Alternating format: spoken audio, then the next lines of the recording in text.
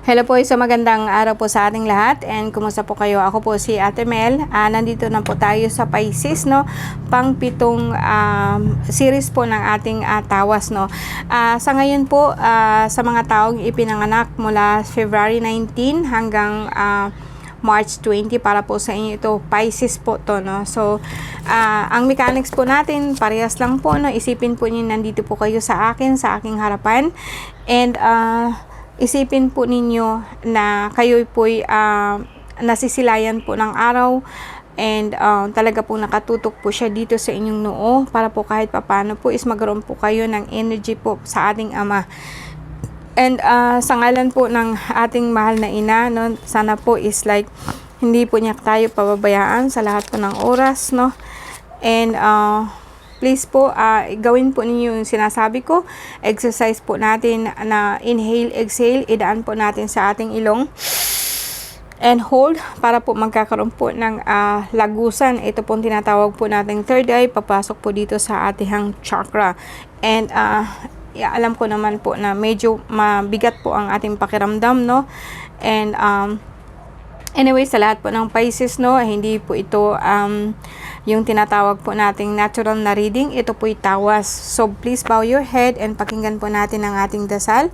Iguti, baptizo, it sanotam, hom in nomine Patris, et Filii, Espiritu Sancto, amen. Sanotos exeloy, Dios salvami, amen. Mitoo ako, Christa Atemisum Christi, Pater salvami.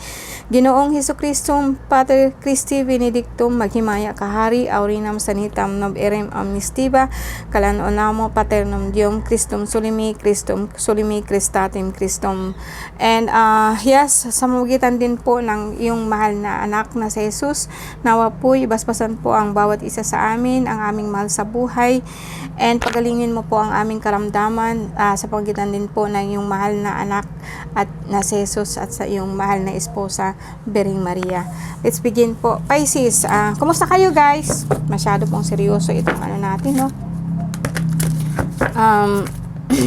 Pisces, February 19 to March 20.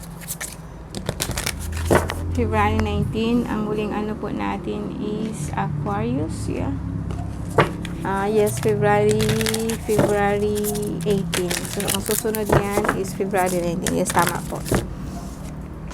Okay, Pisces, water sign. Tingnan natin kung ano po nangyari sa inyo guys, no?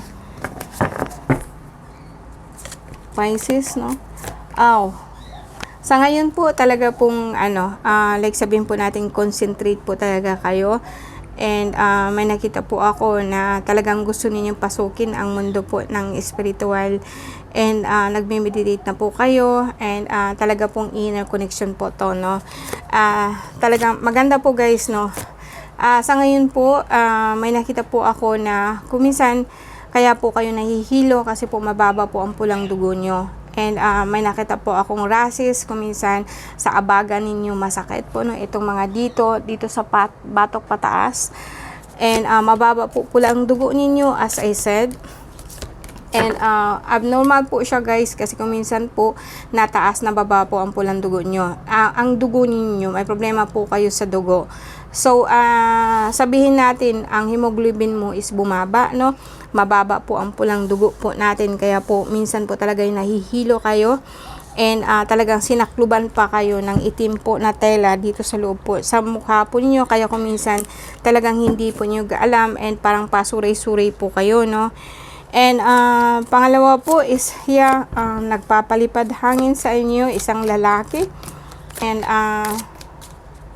palipad hangin, yes, sabihin po natin na sa ngayon po kasi ang dami po ninyong gastusin, pera, hindi lang siya yung wala kayong pera, kundi talaga pong nasasaid po kayo, no? And manakita din po ako na parang yes, kuminsan po talaga ay nalulungkot ka po, no? Nakafocus ka po doon sana sa abundance, sana po may pera ka, kaya lang wala ka pong magagawa kasi kuminsan po ang dami pong gastusin ng mga bata, no? Kuminsan may mga anak ka din po na medyo pasaway po, no? Wala pong ginagawa kundi puro barkada, puro inom, and puro party lang, kaya kuminsan po talaga masama po pakiramdam nyo.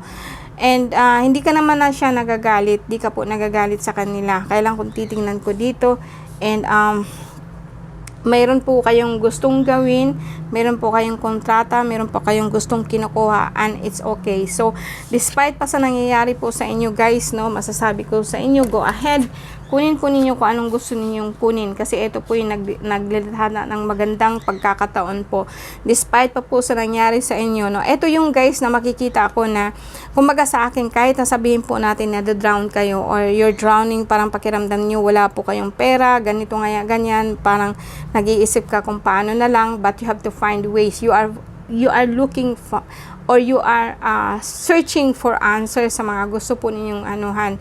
Pero eto guys, no, parang naikot lang, no, parang pakiramdam ko naikot lang po. Actually ang lahat po ng card mo, kung susumadahin ko, kunti lang po yung tinatawag po natin na major arcana. So lahat po to pwede po ninyong baguhin, no. Hindi po nakikialam ang tadhana sa inyo, bagkus ay pinapabayaan po kung ano pong gusto ninyong gawin. Isa, dalawa,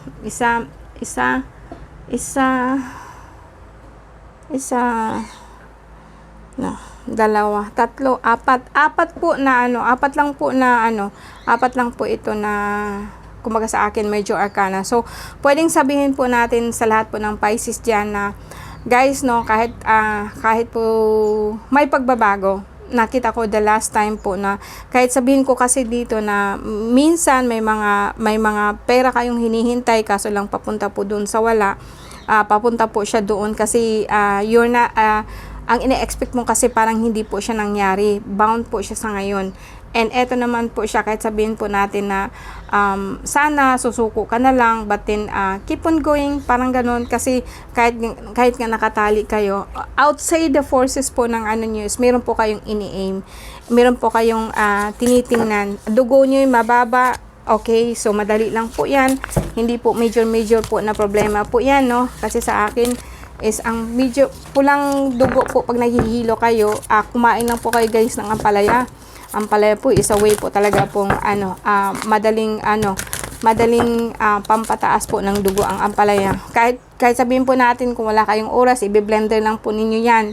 I-blender po ninyo siyang hilaw, lagyan po siya ng isang basong tubig, kalahati po or ganito kalaki po na, kung malaki po siya, pwede po ninyo itong apatin. Tapos itong malaki na to, inumin po ninyo siya maghapon or i-divide po ninyo siya sa 3 beses. And then, refrain that.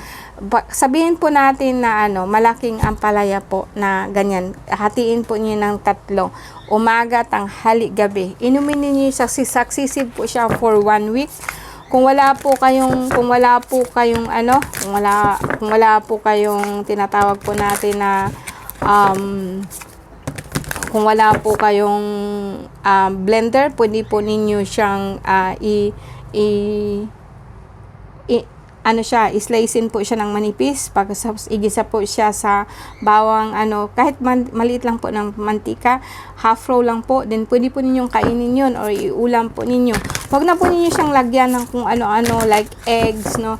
Yun lang po talaga po para makain po ninyo. Pag blender lang po kasi, iba kasi ang blender kasi pure po siya, tapos talaga pong na-consume ninyo lahat. Mahirap kasing kumain po ng maraming ampalaya, lalo na pag 3 times a day, no.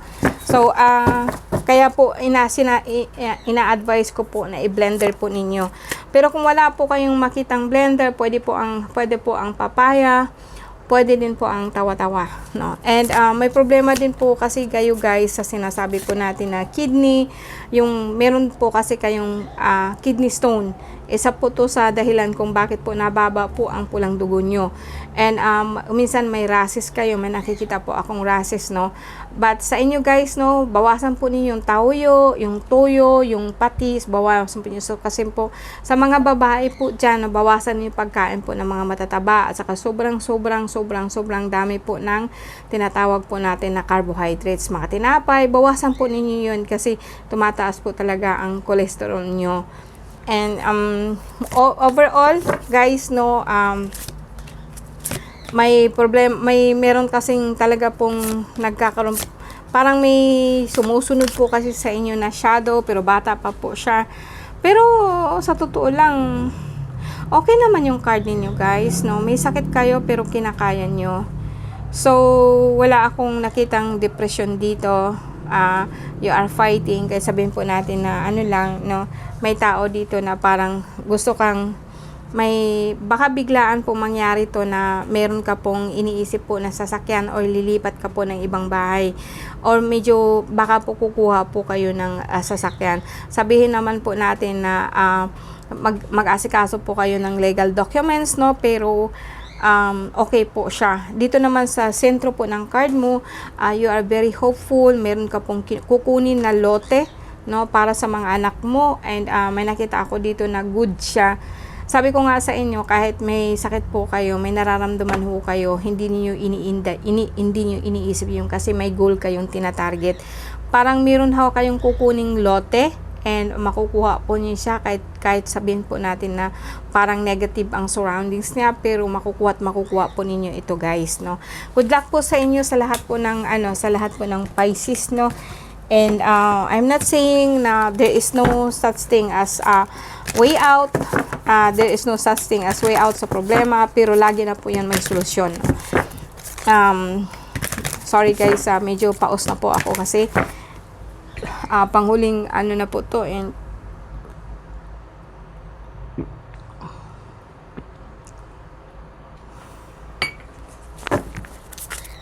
okay, nasa na kayo? Let's say Pisces, huling card po natin. Okay. So, guys, no, may goodbye, dito, parang last messages, no, ewan ko, ba't kinuha ko to, tatlo, the King, and the Pole Star, and, Two of Cups. The three of this card is very positive. I know, bilang isang ama, bilang isang ina, ikaw po talaga yung nagsisikap mo na mapaayos po ang pamilya mo, no? Although kahit sabihin po natin nahihirapan ka, huwag mong isipin yun na wala kang kasama, no? Meron ka pong kasama na hindi po nakikita, and meron ka pong tungkod na siyang nagbibigay sa inang proteksyon. May nakita din po ako dito na Pole Star, malakas po ang malakas po ang pag-asa mo, parang umaasa ka po talaga ng sobra-sobra na magiging okay po ang lahat, which is actually Two of Wheels. Also, it will be given to you, no, pag-ibig man siya, or kung ano po yung ninanais mo, yung parang kumbaga sa akin, ikaw po is like supported by your wife, by your husband, and maganda po ang relasyon ninyong dalawa sa lahat po ng Pisces po ngayon, no. And good luck po, Pisces. I'm so happy na makabasa din po ako ng good news para sa inyo. Magaan po ang aking dibdib, no. And lagi kong sinasabi sa inyo na hindi po tayo pababayaan po ng Diyos Ama. May negative po sa buhay po natin, pero ang mga negative po na yan is magbibigay po sa atin ng lakas, no. So, isarado po natin ito, no, sa pamagitan po ng dasal. Diyos na makagagahom, amahan kong langit nun, nga mo itag-iya sa akong kinabuhi. Okay, itagalugin ko. Diyos na amang makapangyarihan po sa lahat, no, na siyang may gawa po ng langit at lupa, at siyang nagmamayari ng aking buhay. Nagpapasalamat ako, O Diyos ko, bigyan mo ako ng mahabang PC, o mahabang linya po ng aking buhay.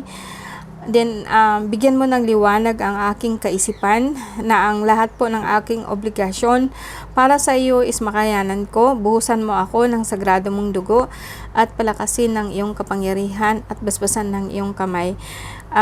Alisin mo ang lahat po ng mga masasamang may tangka po sa aking buhay, and sa pamamagitan ng ngalan po ng anak mo na si Jesus. Amen, Jesus. Amen, Jesus. Amen, Jesus. Maraming salamat po sa inyo, guys, and magandang tanghali, magandang araw po sa ating lahat. See you po next week, no, sa lahat po ng mga zodiac. Meron po akong ibibigay para sa inyo. I think about po sa negosyo next time. Bye po. Bye po.